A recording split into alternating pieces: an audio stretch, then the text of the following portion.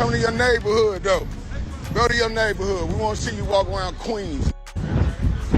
Go walk around Queens, man. Young Buck just went off on 50 Cent. And this time, it didn't feel like entertainment anymore. It felt personal. After 50 dropped a disrespectful AI meme on Buck's own birthday, Buck didn't tweet, he didn't post, he didn't throw subliminals. He went live, straight from his hood, surrounded by his people, and called 50 out directly.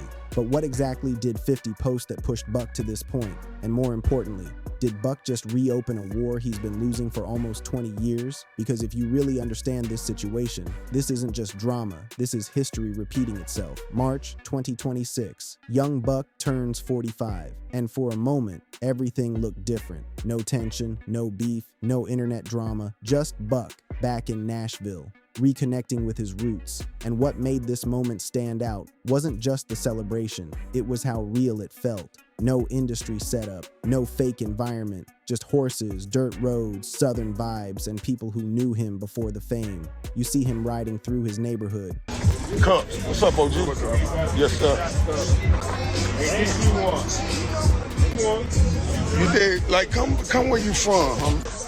Stopping every few minutes, shaking hands, talking to OGs by name, laughing like nothing in the world is wrong. And the most important detail, no security, no barrier between him and the people, just direct connection.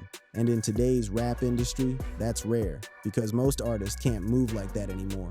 But Buck was, freely, comfortably, like someone who actually belongs there. And if you really watch those clips, you could tell this wasn't for content. This wasn't for clout. You know, your gimmick is up, homie. We all looking at you. What's up, OG?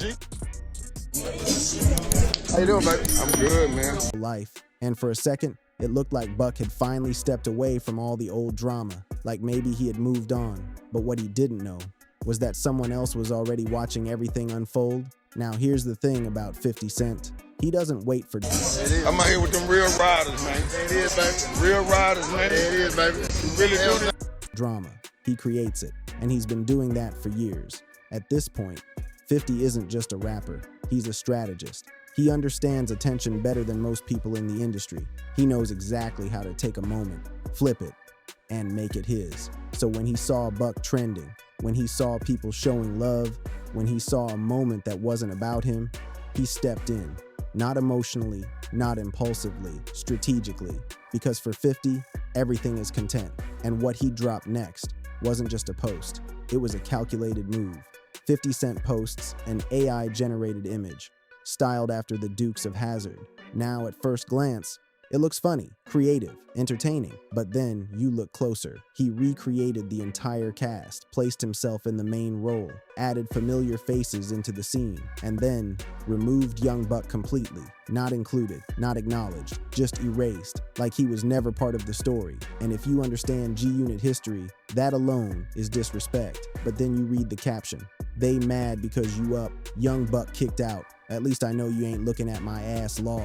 And that's when it hits different, because that caption wasn't random. 50 didn't just throw a joke out there. He aimed, and he hit two of Buck's most sensitive points. First, Young Buck kicked out. That's a reminder of the moment his career shifted. Public removal from G-Unit, loss of position, loss of momentum, and a permanent mark on his image. Then the second part, at least I know you ain't looking at my ass. That's 50 bringing back a personal narrative he's used for years.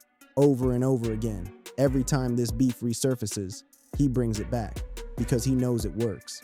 So this wasn't humor, this was strategy. This was 50 using the same formula.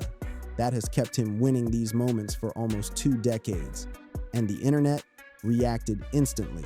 Within minutes, the post started spreading. Within hours, it was everywhere. Academics repost it, blog pages amplify it, YouTube creators start uploading reactions, Twitter turns into chaos, memes start multiplying, and comment sections split into sides, some laughing, some defending Buck, some just watching the chaos unfold. But here's the reality. It didn't matter what side people were on, because the result was the same. 50 controlled the narrative. Again, Buck's birthday was no longer about him. It was about the meme, the caption, the reaction. And once that happens, it's hard to take control back.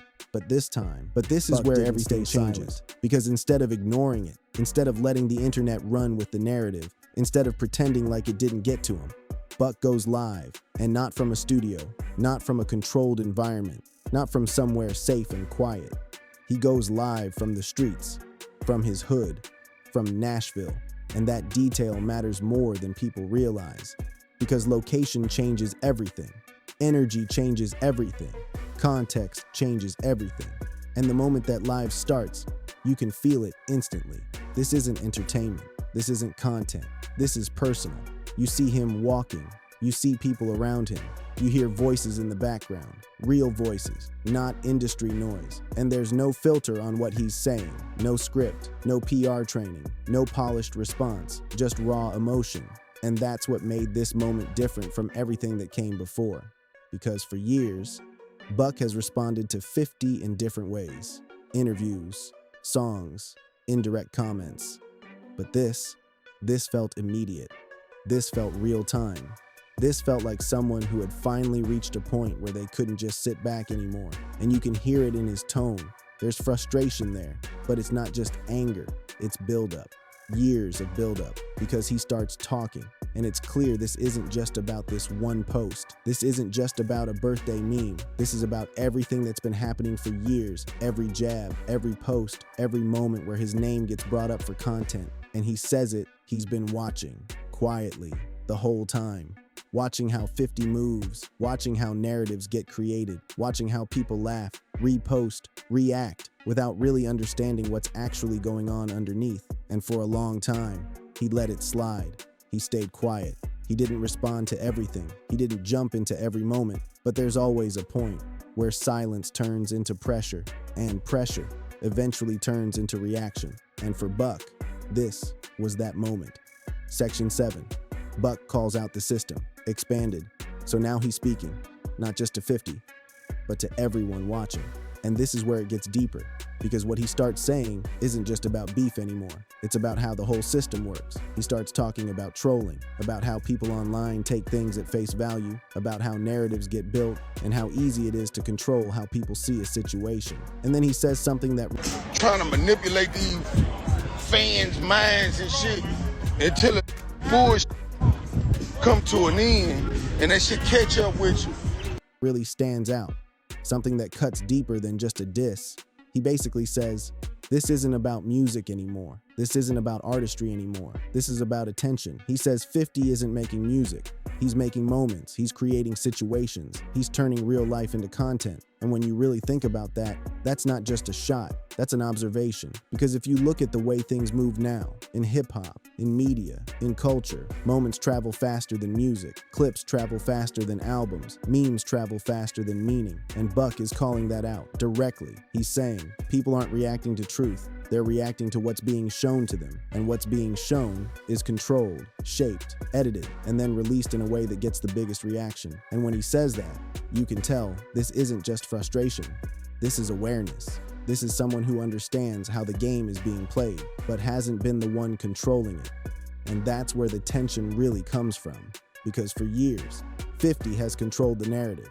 And Buck, he's been reacting to it. And now, for the first time in a long time, now you got kids all over you. You can't even do nothing with the man's children. So you want to just start trolling different folks and this and that. And then he pauses, and you can feel it, like something is building. Because up until this point, he's explaining. Man, come on, man. The gig is up, man. God damn, how much trolling and shit you gonna do before you do something? You ain't gonna do a goddamn thing. All that old bluff. Keep that shit up there. He's venting. He's calling things out. But now, he's about to make it personal. He looks into the camera, and he says it. Go walk through Queens with no security. And when he says that, everything shifts. Because now it's not about memes. It's not about posts. It's not about captions. It's about reality. It's about presence. It's about what happens when there's no screen between you and the world. And that's what makes this moment hit. Because Buck is standing there, in his environment, in his city, with no protection, no distance, no barrier. People walking up to him, talking to him, showing love. And he's saying, this is real. This is what it looks like when you're actually connected to where you come from. Now, can you do the same? And again, logically, We all know 50 can't just do that. He's too big, too recognizable, too much attention follows him. But that's not what Buck is really asking. He's not asking for a literal answer. He's making a point. He's saying there's a difference between online power and real-world presence. There's a difference between being talked about and being respected in your environment. And in that moment, it feels like Buck finally takes control. Like for the first time, he's not reacting. He's leading. And then he follows it up with something even heavier. I don't owe you nothing no more. And when he says that, that's not emotion. That's finality. That's him saying, whatever hold you had over me, it's done, financially, contractually, mentally. And for a second, it really feels like this might be the turning point. But if there's one thing about 50 Cent, it's that he doesn't let moments sit. He doesn't let energy build against him. He responds, fast, and not emotionally, strategically, because within hours, he sees the live, he sees the reaction, he sees the conversation shifting, and he steps back in.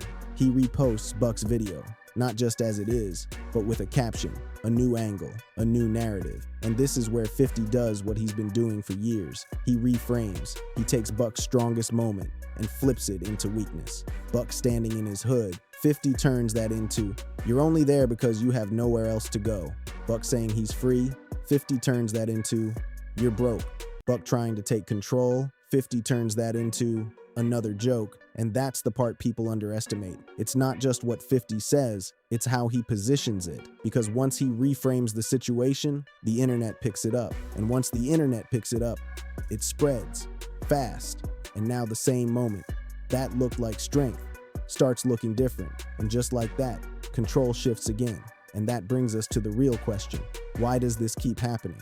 Why does this cycle repeat over and over again for almost 2 decades? Because this isn't just about two people arguing. This is about dynamics, power, control, narrative. Because from the beginning, 50 has always had one advantage. He understands attention. He understands timing. He understands how to take a situation and make people see it the way he wants.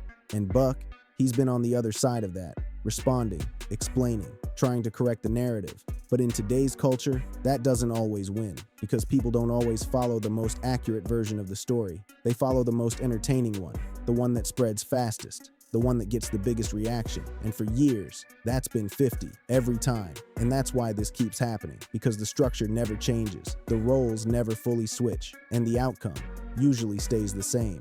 So now, let's really take a step back for a second and look at this whole situation from a different angle, because what we just watched wasn't just another rap moment. It wasn't just another meme, another post, another live, another viral clip that's going to disappear in a few days. This felt different, and the reason it felt different is because of what's behind it. Because when you strip away the jokes, when you strip away the captions, when you strip away the memes, what you're left with is almost 20 years of history, unresolved tension, unfinished business, moments that never really got closure.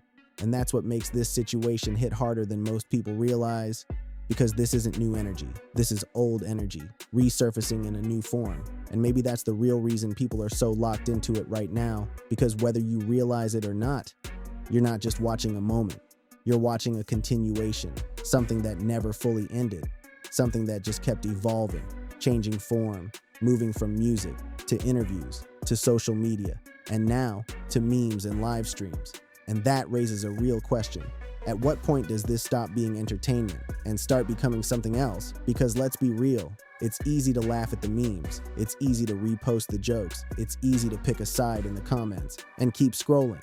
But behind all of that, there are real people involved, real reputations, real consequences. And when something lasts this long, when something keeps coming back like this, it usually means there's something deeper underneath it, something that never got resolved. And maybe that's what we're really seeing right now, not just a beef, but the effects of something that was never fully settled in the first place. Because think about it, how many situations in hip-hop actually last this long? Most beefs burn out. They peak, they explode, and then they fade away. But this one just keeps coming back.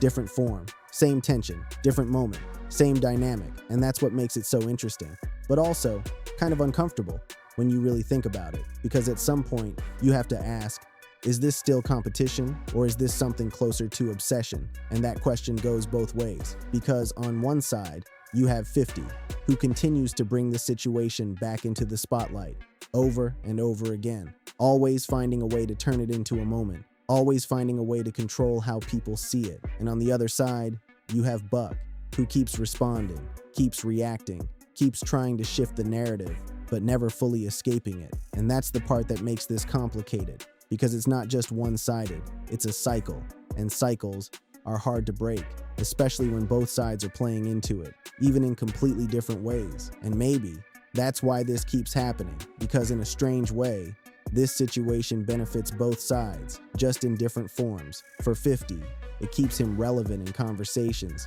it keeps his presence active in the culture, it keeps people watching. And for Buck, even though it comes with negative attention, it still keeps his name circulating, it still keeps people talking. But the difference is, one side is controlling the narrative, and the other side is reacting to it. And in today's world, that difference matters more than anything, because perception is everything.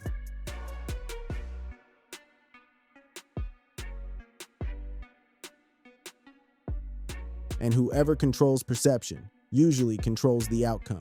And that's why moments like this feel bigger than they actually are, because it's not just about what happened, it's about how it's seen, how it's framed, how it spreads, and who gets to define it. And right now, that's still 50, but for a brief moment, during that live, it felt like Buck shifted that. It felt like he finally said something that cut through the noise, that made people stop and actually think. And maybe that's the most important part of all of this. Not who won the moment, not who had the better post, not who got more laughs, but who actually made people think differently, even if it was just for a second. Because moments come and go, but perspective, that lasts longer. And maybe that's what this whole situation is really about.